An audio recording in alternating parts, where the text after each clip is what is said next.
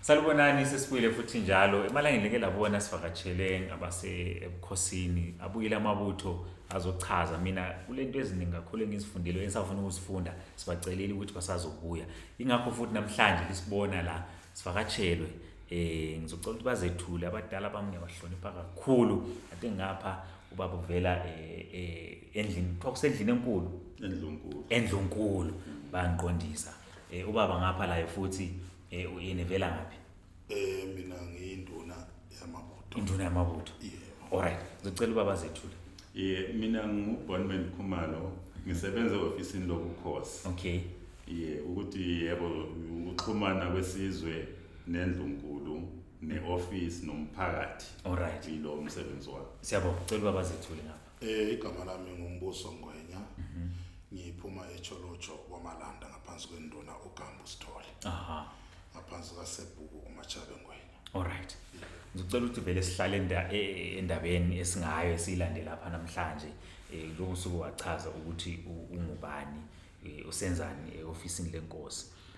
Kulenhlelo eziningi ezenzakalayo ezinye siyabe sizazi singumphakathi ezinye maybe uthole ukubonakala sokwenzakele maybe zingasafikanga. So ngicela ukuthi baba asithi fahla maybe ngokulandelana kwazo inhlelo zase ofisini yeNkosi. You can tell us through. Siyabonga kakhulu. Bakwethu ngizaqala ngeMangadini. Abantu abaningi babone eMangadini kwenziwani. Kule Nkosi ungema elabedanotha eyathi sizwa uhlupho lwethu. Engezwe kokuqala ngoba lekhaya uyakwazi ungena. Kodwa ke ebona impilo yabantwana besizwe sikaMzilikazi kwamhlukumeza. Hayi siyafinqa. Kodwa wasesibiza ukuthi singenzani ndawonye ukuthi sizosakithi sikwazi ukuhlala kahle lapha eMzansi. Yikho ke saya eMangadini mhla ka-19 March okokuqala sabuyela mhla ka-4 June. 4 June sasinamabhasi angu-21 sasiwaqashile kodwa sagcwala ngo-16 saya ngobuningi baningi abantu ngendlela emangalisayo. Okwaba isifundo kithi ukuthi abantu babehlanganisa ama-150 rands. Yes. Senze izimanga sacisha saba nemali ethi 300,000. Hawu. Uyabona ukuthi kwasifundisa lokho ukuthi uma sihlanganisa okuncane kukhona okukhulu vela into angasehlula. Yes. Ngiphonga utsho nje ukuthi sike sabona amabhunu amaviki amabili adlule. Bathi bona bangu-310,000 bafaka ama-80 rand. Ayikho into ehlula manje bakhe university. So lokho kwaba isifundo lakithi ukuthi lathi uma sihlanganisa okuncane kulo singakwenza. Kodwa ke ngisuka lapho ngasikhuluma ngenhlelo ukuthi eMangadini nje uhlelo wakho nalukaphelele. Alright. Ngoba sacela kweza abantwana vela kwaZulu bathi bazasiphi usuku siye kotha isilo. Ukuthi isilo uhlala phansi lesilo sihambe nezipho sixoxisane ngento ezithile. So akuyenzeki lokho. Okay. Yikho sithi ayikaphelele lo nhlelo lweMangadini sokusela ukuthi siyesilweni. Alright. Sivela nje khona ukuthi siyiphushe leyo nto ngoba seseyisikwelede ebantwini. Angidlule lapho Abasakazi ngithi mina okulandelayo mhla ka9 inkosi yakithi uBulelani Lobengula kaMzilikazi ucelile khona lapha eGoli ukuthi asibe lo mcimbi u9 August. Alright. Njalo u9 June u9 July esedlule. So ke sithola indawo lapha eBanato High School. Ama-ground akhona ngemuva. Emahle kakhulu ama-ground. Siyakhona ke kusuka ngo10 ekuseni siyeshayisa ngo4. Inkosi ifuna nje kube ngileli sizwe. Alright. Anduba siye emhlahlandlela. Ngokukhuthaza isizwe ukuthi imhlahlandlela ikhona. So ke sithe ebantwini lolo usuku labomama. Omama siyabahlonipha, siyabathanda. Liyakwazi la nxa sikhala sithi mama lo, la nxa indoda endala ngithi mama lo. Ukubaluleka kwabomama.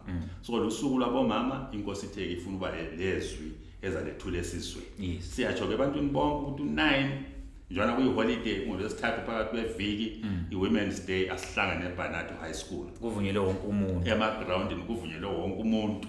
Asibeni khona obuningi bethu. Akungenwa ngemali.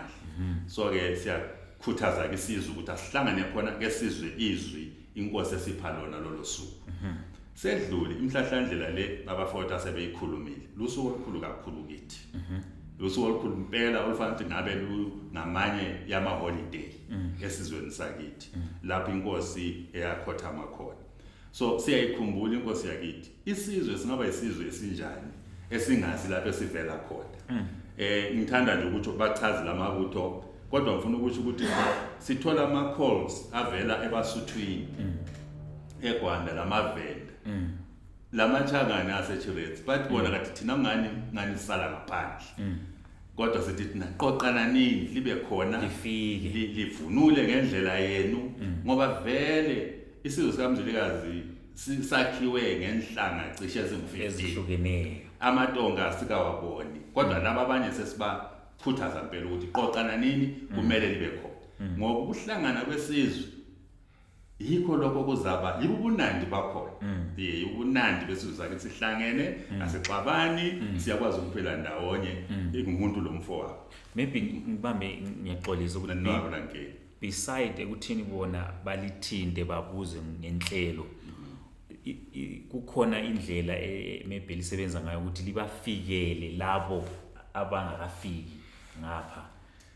Amabutho njwana besitsho umsakazi ukuthi bathunyiwe ukuthi abasiqoqi isizwe.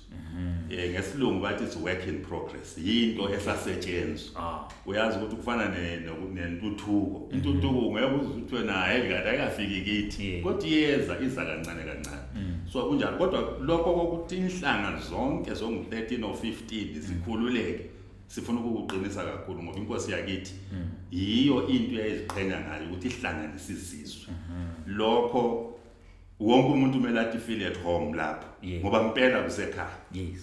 So lokho siyakuphehla siyakulungisa. Ngifonele umfundisi ose-UK wathi umuntu othile weSuthwini uthe naye nxa senza izinto linaye ngani isiZulu kakhulu thina kithi ungaze wena umgido wakho uyayikhumbula impungu yesikhala ngenethi gwi siyayifuna emhlahlandlela kumele bekhona siyayifuna emhlahlandlela ngoba njwana ngitsho ukuziqhenya kwethu yilokho kwehlukana kwethu ukuthi siyizinhlanga ezihlukeneyo kodwa siphilisana ngokuthula nangenjabulo. Ngesikhiwa bathi unity in diversity. Alright. I-rainbow nation. Yes, ungaqhubeka. Kulungile bakwethu. Then ke ngumhlahlandlela lo umhlahlandlela sebenikela abantu izinkomo abantu abasemazweni bayakhuluma ukuthi bafuna ukuthi basiphe izindlu zabo ngoba kulamakhosi esikhukhuni lapha eLimpopo abafuna ukuba khona ekhaya.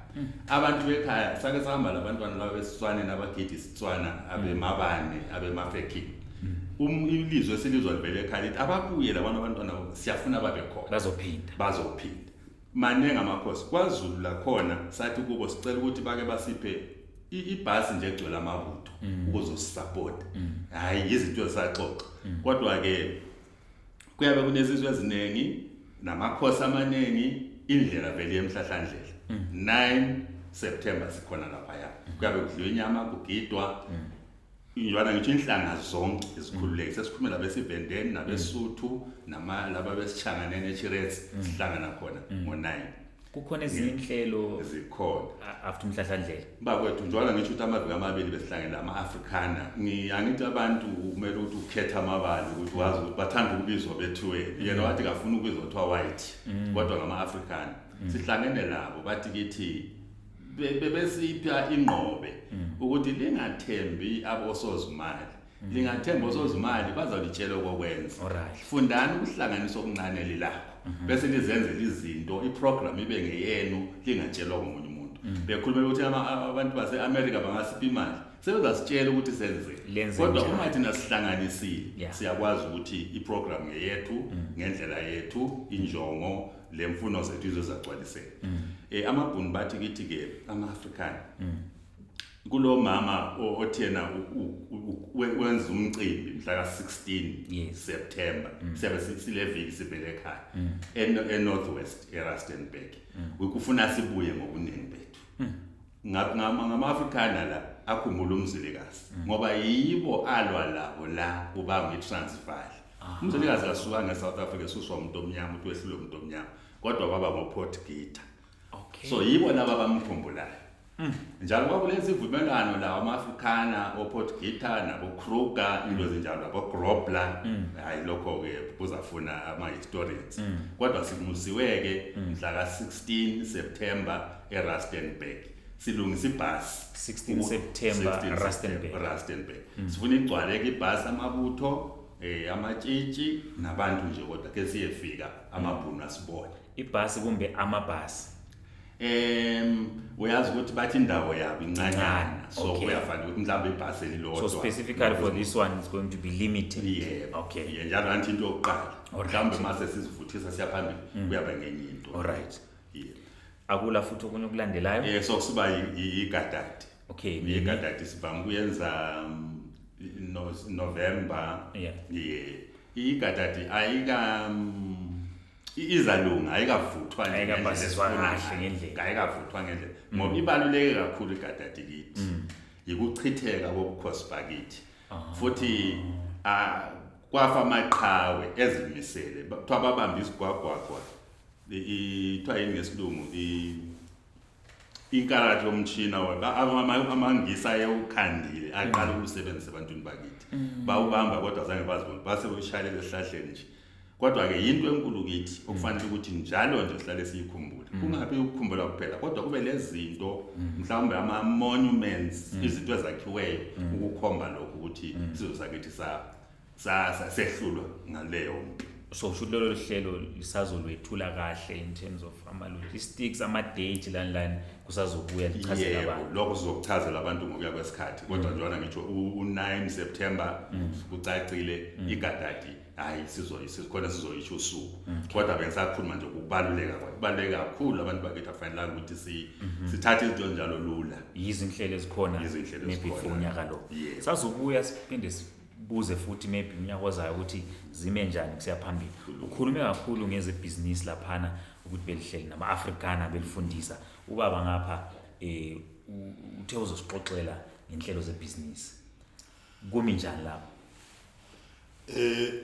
Msakazi okwenzakela lapha ukuthi uhlelo lolu olwebusiness uhlelo olubeluvele lukhona lapha eofisini leNkosi yes kuyikuthi futhi uhlelo olwalukhona nasendulo njengoba uzokhumbula ukuthi iNkosi yayilezi inhlelo laphana ekwakubizwa kuthiwa isiphala senkosi kuphinde kube nesibaya senkosi iNkosi yayithi nxa ihambe nabantu bayo bayothumba kube nendlela yokonga ngitsho ngamabele abasuke bawathole kwezinye izizwe ukuthi ongela ukuthi wonke umuntu nxa kufika isikhathi sokulima angashoti ngenhlanyelo angashoti futhi ngokudla kuzokuba nasesibayeni laphana iNkosi kwakuthi nxa amabutho ayebuye kohlabana ibuye iwaklomelise ngezinkomo abanye ibasisela ukuthi wena uzothatha inkomo le uyigcina kwakho ithi ngazala uyibuyise kwami usugcina ilokhu namatholasi yilokho esizama ukuthi sikulandele ngokohlelo olukhona lapha eofisini leNkosi ikho ke njengoba umuntu ngeqeda ukukhuluma ngohlelo lwasemangadini lapha kuye kwananzelele ukuthi abantu bakithi banengi lapha nxa sasimemeza sithi thina siyene emangadini kwasuka umuzulu omningi kakhulu wasimangalisa ngendlela esimanga sathola ukuthi abantu bakhona bonke babhekane nama crisis njengoba liyabona iSouth Africa nansi la esasifunda abafowethu sebekhathele kambe yonke indawo lapho esibambe khona labo abantu ababo basebenza yikho ke sasesinanzelela ukuthi ezinye izizwe ezikhona khona lapha eSouth Africa iningi lazo ezisithole sikhona khona lapha seziphumelele ngendlela ezimangalisa economically engafanisa nje abantu abafana namaEthiopia ama-Afrika laba my friend laba bavule ispaza uyabona ukuthi bayaphumelela and nxa ususithi uyazama ukuthola ulwazi ngabo uthola ukuthi ayisikuthi one man was rich lapha kodwa kuyinto ukuthi kwenza njani babenza hlanganisa izinto bafake engcebethweni yebo bencedisana yikho ke ngasendithunywa ke ngabantwana baseNdlunkulu ukuthi andoda njoba likwazile ukuthi liqoqa abantu ngaleyo ndlela laba abantu asingabayeki benjalo bengananto abayiphethe esandleni belani libaqoqe basondele lapha bahlanganise lokho abalakho hlezi nxa kuhlangane isamba esikwazi ukuthi mhlambe singahamba siyephakamisa into enkulu ezokwazi ukuthi ikhiqize imisebenzi nendlela yokuziphilisa ezobaphilisa ngisho nezizukulwane zabo yilo lo hlelo esikulo ke njengamanje sekuvulwe ibhizinisi elibizwa kuthiwa isizwe senkosi. Okungukuthi umuntu ujoyina nje ngemali encane 150 i-joining fee. Bengisathi mina umuntu ujoyina nje ngo-150 kusho ukuthi i-joining fee kahle kahle na-R100 and then i-50 rand ngekhadi, i-membership card elizokwenzela ukuthi kube lula ekutheni umuntu azichaze kumbe identifyeke kalula ukuthi uyimember yalenhlangano esiqalile. So lenhlangano yenza business imhlobo bani? Umuntu uyachazelwa nxa ejoyina ufaka imali abeselinda kwenzakala njani? Maningi amabhizinesi ase-identifyiwe. Kodwa ke igama lithi ake kuqoqwe isamba, kubonakala ukuthi isamba isibangakanani. Bese kukhangela ukuthi kulamabhizinesi ase-identifyiwe liphi esingaqala. Kodwa kukhangelelwe ukuthi mhlawumbe kungenzeka ukuthi nxa isamba sithe sabangconywana uqale ngokuthi mhlawumbe kwenziwe something engenza ukuthi isamba sikhule. Ngokuvula ibhizinesi mhlawumbe lingakwazi ukuthi li-investe leyana imali ibe iphakame. Then mase kubonakala ukuthi mhlawumbe imali sithe ukuphakama, then sekungabonakala ukuthi yini engenziwa kakhulu. Kodwa okuyinhloso ukuthi kube into ngempela ezaphilisa abantu permanent khona lapha nasekhaya. Isikhathi asikho kusele nje imizuzu emibili. Kuyini okunye okwenzakalayo beside leyo ejoyina uqala ibusiness? Khona ezinye inhlelo lapho beside le business?